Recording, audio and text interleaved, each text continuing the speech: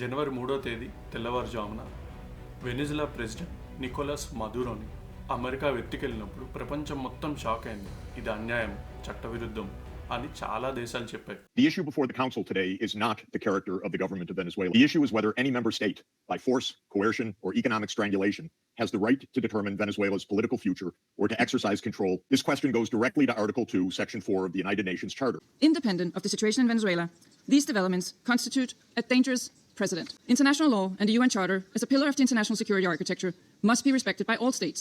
The military operation which has led to the capture of Nicolas Maduro runs counter to the principle of peaceful dispute resolution and runs counter to the principle of non-use of force.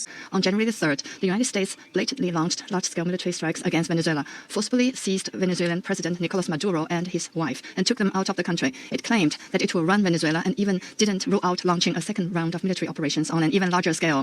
China is deeply shocked by and strongly condemns the unilateral, illegal, and bullying acts of the U.S. There is no and can be no justification for the crimes cynically perpetrated by the United States in Caracas. We firmly condemn the U.S. act of armed aggression against Venezuela in breach of all international legal norms. Venezuela comes before this Council today with a deep conviction that international peace can only be sustained if international law is respected without exception, without double standards, and without selective interpretations. Nicolas Maduro ఒక డిక్టేటరే అయి ఉండొచ్చు, కానీ ఒక sovereign దేశం యొక్క borders మీద respect లేకుండా America ఆ కంట్రీలోకి వెళ్ళి ఆ కంట్రీ లీడర్ని కిడ్నాప్ చేయడం, అదే అరెస్ట్ చేయడం ఎంతవరకు కరెక్ట్? కానీ మన ఇండియా ఈ విషయంలో పూర్తిగా సైలెంట్. ఎందుకంటే మన దగ్గర ఒక షాపింగ్ లిస్ట్ ఉంది. ఆ షాపింగ్ లిస్ట్ ఏంటంటే $3.5 బిలియన్ ప్రెడేటరీ డ్రోన్స్. అంటే ఈ అమెరికా మిలిటరీ మూవీస్లో మనం చూస్తున్నాం కదా, రిమోట్గా ఎయిర్ స్ట్రైక్స్ చేయొచ్చు ఎనిమీ టెరిటరీ మీద అని. ఆ డ్రోన్స్. నెక్స్ట్ మన make in India prestigious Tejas jet ఫైటర్స్కి కావాల్సిన జెట్ ఇంజిన్స్. ఇప్పటి వరకు నడుస్తున్న టారిఫ్స్ మన ఐటీ రంగం మీద కూడా పడకుండా ఉండడానికి జరుగుతున్న ట్రేడ్ డిస్కషన్స్, ఈ trade deal and avoiding of tariffs. ఇదే కాదు, ఇంకా మనకి అమెరికా మీద డిపెండెన్సీస్ చాలా ఉన్నాయి. ఇండియాకు ఒక విషయం క్లియర్గా అర్థమైంది. 2026లో సావరెంటీ అనే పదానికన్నా మిలిటరీ మైట్కే ఇంపార్టెన్స్ ఎక్కువ. ఇది చుట్టుపక్కల దేశాల్లో జరుగుతున్న ఇష్యూస్ వల్లే కావచ్చు, లేకపోతే జనవరి 3కి అమెరికా చేసిన స్టంట్ వల్లే కావచ్చు, ఏదైనా ఇండియాకు ఆ విషయం చాలా క్లియర్గా అర్థమైంది. అందుకే ఇప్పుడు ఇండియా మాట్లాడటం కన్నా మాట్లాడకుండా ఉండటమే కరెక్ట్. ఇంకా మాట్లాడితేనే మనకి ప్రమాదం. ఎందుకు అనేది చివరిలో చెప్తాను, వీడియో చివరి వరకు చూడండి. ఈ ఆపరేషన్ని అమెరికా ఒక లా ఎన్ఫోర్స్మెంట్ యాక్ట్ కింద చెప్తుంది. Colleagues, the United States successfully carried out a surgical law enforcement operation facilitated by the U.S. military against two indicted fugitives of American justice, narco-terrorist Nicolas Maduro and Celia Flores. We are not occupying a country. This was a law enforcement operation.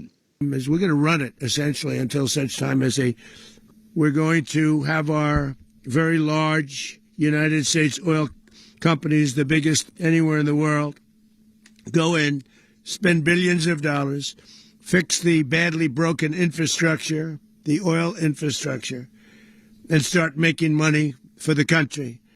ఎందుకంటే Nicolas Maduro ఒక drug Cartel నడుపుతున్నాడని, ఇది అమెరికాకి ఒక imminent threat అని, దీన్ని వాళ్ళు ఒక ముందు నుంచి ఒక ప్రాపగాండా చేసుకుంటూ వచ్చారు. కానీ నా దృష్టిలో ఇది ఒక వైకింగ్ స్ట్రాటజీ. సంపద ఎక్కడ ఉందో గుర్తించాలి, సర్ప్రైజ్ అటాక్ చేయాలి, సంపద దోచేయాలి. ట్రంప్ కూడా అదే స్ట్రాటజీ ఫాలో అవుతున్నాడు. యుక్రెయిన్ విషయంలో వాల్యూస్ కోసం బిలియన్స్ ఆఫ్ డాలర్స్ ఖర్చు పెట్టిన యూఎస్ఏకి ఏమొచ్చింది? డబ్బులు పోయినాయి, గెలుపు రాలేదు, ఉన్న పరువు పోయింది. అందుకే ట్రంప్ వచ్చాక రూట్ మార్చాడు. వాల్యూస్ కాదు, వాల్యుయేషన్. వెనిజులాలో ఉన్న 303 బిలియన్ బ్యారెల్స్ ఆఫ్ ఆయిల్ని ఒక గ్రేట్ అసెట్ కింద చూశాడు. అమెరికా యొక్క $37 ట్రిలియన్ అప్పు తీర్చడానికి కోసమే, లేదంటే అమెరికా కోల్పోయిన గ్లోబల్ ఇన్ఫ్లుయెన్స్ తెచ్చుకోవడానికే కావచ్చు, లేదంటే 2026లో జరగబోయే మిడ్ టర్మ్ ఎలక్షన్స్ కోసమే కావచ్చు. వీటన్నిటినీ సాటిస్ఫై చేయగలిగే ఒకే ఒక టార్గెట్ వెనిజులా. చాలా డబ్బుతో పాటు వచ్చే ఇన్ఫ్లుయెన్స్ అండ్ పవర్. అయితే ఇక్కడ మనం అందరం గుర్తుపెట్టుకోవాల్సిన విషయం ఏంటంటే, ఈ వైకింగ్ స్ట్రాటజీ వెనిజులా తోటి ఆగిపోతుందని అనుకోకూడదు. Monroe doctrine. చాలామంది ఎనలిస్ట్ అండ్ మీడియా ఛానల్స్ ఈ టర్మ్ యూజ్ చేయడం మీరు ఆల్రెడీ వినే ఉంటారు. బేసిక్గా 1823లో అప్పటి యుఎస్ ప్రెసిడెంట్ జేమ్స్ మన్రో ఒక డాక్ట్రిన్ ఇష్యూ చేశారు. ఏంటి అంటే అది US rest of the world Europe colonies మీదకి రాదు, కొత్త కాలనైజేషన్ చేయదు. But at the same time Europe western హెమిస్ఫియర్లో కొత్త కాలనీస్ కానీ లేదంటే ఎలాంటి కాలనైజేషన్ మాత్రం ఉండకూడదు.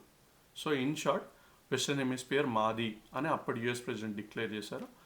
అండ్ ఇది ఎట్లాంటిదంటే చిన్న గల్లీ గ్యాంగ్స్లో కనుక మీరు మమ్మల్ని మా జోలికి రావద్దు, మా జోలికి మీ జోలికి మేము రాము అనే టైప్. అయితే January 3rd అమెరికా వెనిజులా మీద చేసిన అటాక్ తోటి యుఎన్ చార్టర్ ఆర్టికల్ 2 క్లాజ్ 4ని, హెడ్ ఆఫ్ ద స్టేట్ ఇమ్యూనిటీని, ఇంటర్నేషనల్ లా స్పిరిట్ని వీటన్నిటిని తీసి చెత్తబుట్టలో వేసి ఒక కొత్త డాక్ట్రిన్ డన్రో డాక్ట్రిన్ని ఇంప్లిమెంటేషన్లో ఇక మన్రో డాక్ట్రిన్ని డొనాల్డ్ ట్రంప్ అడాప్ట్ చేసుకొని తనకు కావాల్సినట్టు మార్చుకుంటే ఎట్లుంటుంది అనేదే డన్రో డాక్ట్రిన్. ఈ డన్రో డాక్ట్రిన్ ప్రకారం మీ దగ్గర మాకు కావాల్సింది ఏదైనా ఉంటే మీరు సావరిన్ కంట్రీయా, డిక్టేటర్ కంట్రీయా, లేకపోతే డెమోక్రసీయా, మీ పీపుల్ ఏం సంబంధం లేదు. మేము వైకింగ్ స్ట్రాటజీలో మేము వస్తాం, మిమ్మల్ని అటాక్ చేస్తాం, మాకు కావాల్సింది మేము తీసుకుంటాం.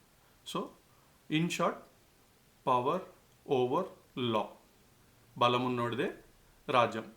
Wild west era defined by mister Donald Trump. అయితే ఇక్కడ చాలామంది ఆలోచిస్తున్నారు అమెరికా చేసిన తప్పుని తప్పు అని చెప్పడానికి భయపడాలా? మీరే ఇండియా అయితే మీరేం చేస్తారు? డ్రోన్లా, డిఫెన్సా? రష్యా యుక్రెయిన్ మీద దాడి చేసినప్పుడు కనీసం ఇండియా సావరెంటీ అనే వర్డ్ అన్నా వాడింది, ఇప్పుడు అది కూడా వాడలేదు.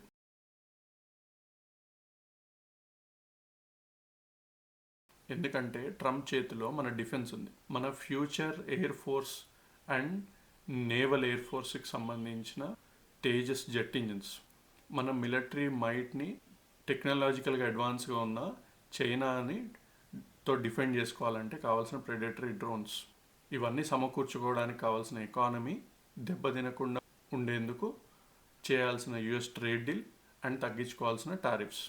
అయితే ఇక్కడ ట్రంప్ తప్పు చేశాడా? ఎస్, చేశాడు. ఇండియా సైలెంట్గా ఉండడం తప్ప కాదు. ఒకవైపు గ్లోబల్ మొరాలిటీ, ఏది ధర్మం ఏది అధర్మం, ఇంకొక సైడ్ మన నేషనల్ సెక్యూరిటీ. ఇండియా సెకండ్ చూస్ చేసుకుంది, మన నేషనల్ సెక్యూరిటీ. ఈ గేమ్లో గెలవడానికే ఆడాలి, పవర్ ఓవర్ లా. ఇంకొక విధంగా ఇది కంట్రీ లెవెల్స్లోనే కాదు, మన డే టు డే లైఫ్లో కూడా చూస్తుంటాం. ఇండియాలో IAS officers and government jobs ఎందుకు అంత డిమాండ్? సర్వీస్ చేయడానికా? శాలరీ కోసమా? కాదు, పవర్ అండ్ మనీ. పాలిటీషియన్స్లో ఎక్కువ మంది ఎందుకు వచ్చారు పాలిటిక్స్లోకి? సర్వీస్ చేయడానికా?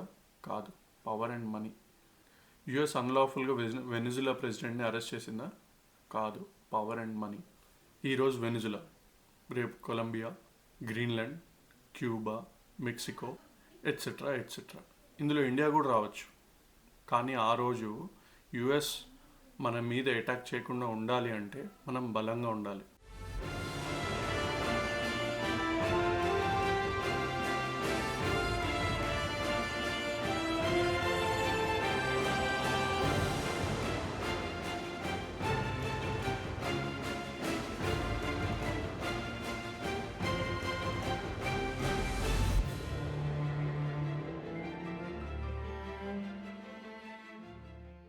ఇక మీదట సావరెంటీ అనేది ఒక రైట్ కాదు, ఒక లగ్జరీ కాబోతుంది. ఇది అందరికీ దక్కదు, బలంగా ఉన్న వాళ్ళకి మాత్రమే దక్కుతుంది. అదే మనం బలంగా లేకపోతే ఏ పవర్ఫుల్ నేషన్ మన మీద అటాక్ చేసి వాళ్ళకి కావాల్సింది తీసుకెళ్ళచ్చు. ఇదే US president Donald Trump set చేసిన ఒక డేంజరస్ ట్రెండ్. ఈ ట్రెండ్ రిజల్ట్ ఎట్లా ఉంటుంది అనేది మనం ఆల్రెడీ చూస్తూనే ఉన్నాం. ఇండియాలో పవర్ అండ్ మనీ ఉన్నవాడికే లా, లైఫ్, ఎవ్రీథింగ్. కానీ ఎన్ని ఇయర్స్ ఇలాంటి డేంజరస్ రేస్ని సస్టైన్ చేస్తారు? ఎల్లకాలం పవర్ ఒకరి దగ్గరే ఉంటుందా? సో ఈ పులి మీద స్వారీ లాంటి లైఫ్ అండ్ ప్రపంచాన్ని ఎంతమంది సపోర్ట్ చేస్తారు? సపోర్ట్ చేసే వాళ్ళు ఎందుకు సపోర్ట్ చేస్తారు అనేది కామెంట్ చేయండి. ఇది కరెక్ట్ కాదు అనేవాళ్ళు దీన్ని మనం ఎలా ఆపగలము అనేది కామెంట్ చేయండి. ఇలాంటి కంటెంట్ కోసం, ఇలాంటి కంటెంట్ ఇంకా కావాలి అనుకుంటే నా ఛానల్ సబ్స్క్రైబ్ చేసుకోండి. Thank you.